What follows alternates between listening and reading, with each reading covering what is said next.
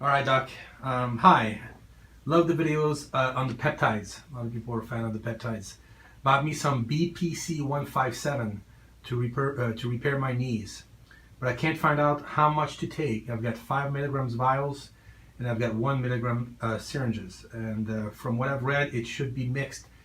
He wants to know with 20 ml of BAC, bacteriostatic water. Is that what it is? BAC. Yeah, but you're not going to be able to mix 20 mLs in a little 5 milligram vial. No, you're gonna have to do the math. Maybe it's 2 mLs. Okay. My syringes go from 10, 20, 30, up to 100. So he wants to know the formula, basically. Well, this comes down to basic math, okay? You don't get Yeah. too caught up in all this stuff. And I get this question a lot from math You wizards do? or otherwise. Yeah, it comes down to basic math. If you got 5 milligrams, then you're going to dilute it. Because they're small vials. I mean, you Yeah, can't put so much in that's there. why I say you're probably not going to get more than maybe 3 mLs tops. You're not going to get a 1-to-1 ratio. You're not going to be able to get 5 mLs in a 5 milligram vial. That So, would be nice. Yeah. you know, what you might want to do to make it easy then is put 2.5 mLs, okay, Oh, yeah. so that you've got a 1 to a half, and make your math easy. Yeah. What you're shooting for, no pun intended, eventually is, and this is coming from I have some world strongman guys who swear by BPC 157. Mm-hmm. They would make, depending on the area, not quite a triangle, but let's say they were dealing with a tendon. So you've got a tendon here, and what they told me worked best would be, say this is your bicep tendon. They put 250 mics over on this side, 250 mics over on this side, and 250 mics over on this side. And then the next time, alternate 250, 250, 250, so that they're covering 2-to-1 on the sides. And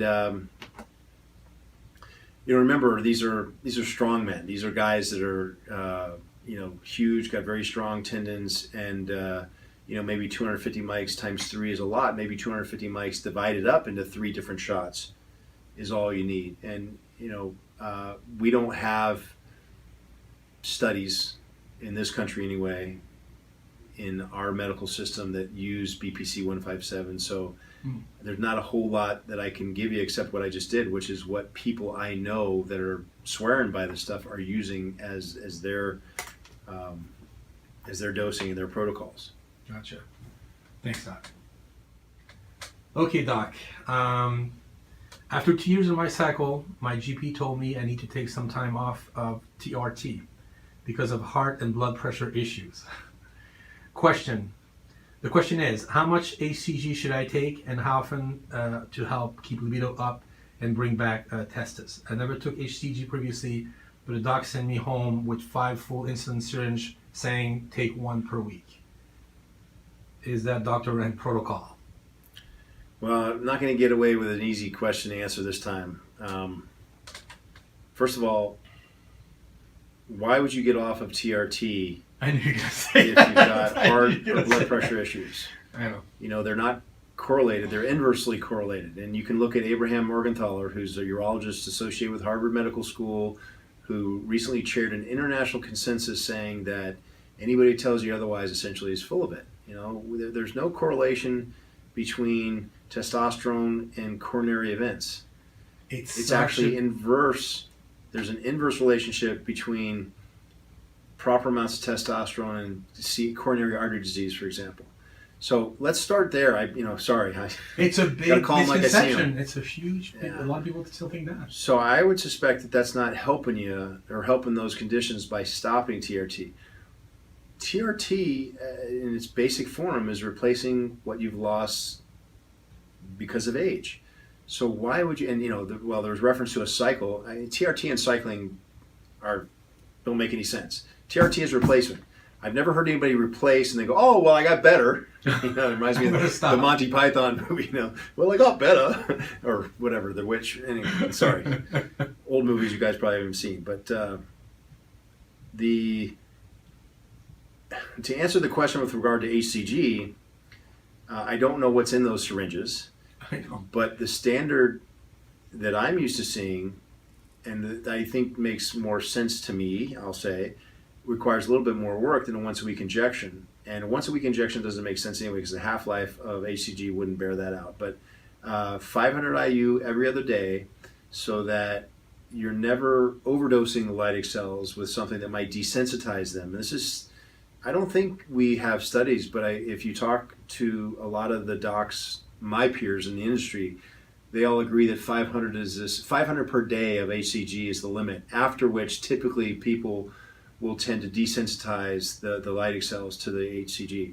So 500 IU every other day is plenty safe, but it's also plenty efficacious in terms of getting the Leydig cells to start functioning again like they should have. What can you expect? First of all, I wouldn't have stopped the testosterone.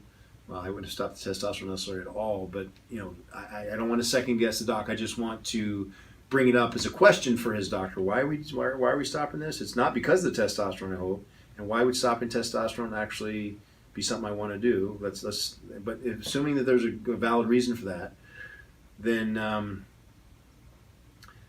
does it have to be done right away, the stopping of the testosterone? Can we start to get the testicles working again with HCG leading up to that discontinuation? That would be ideal.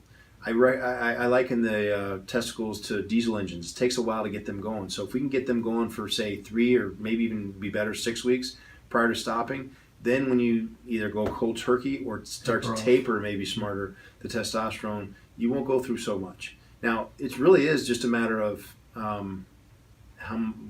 why suffer? Because cold turkey, you will get your testicles up and running again.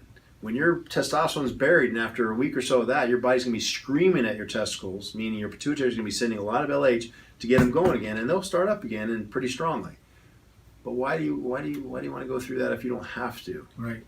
You can. A lot of people get off of other prescription medications that they shouldn't be on, or recreational medications, cold turkey. Is it the smartest thing to do? No, but there's also preferences and other reasons that we can skip. But you can go as high as 500 IU a day of HCG, and that will help bring the testicles online with as little pain, if you will, as possible. When you say 500 IUs every other day, why would you do that instead of 250 every day? Is there a reason why you do every other day versus every day? Yeah, simply because it's fewer pokes.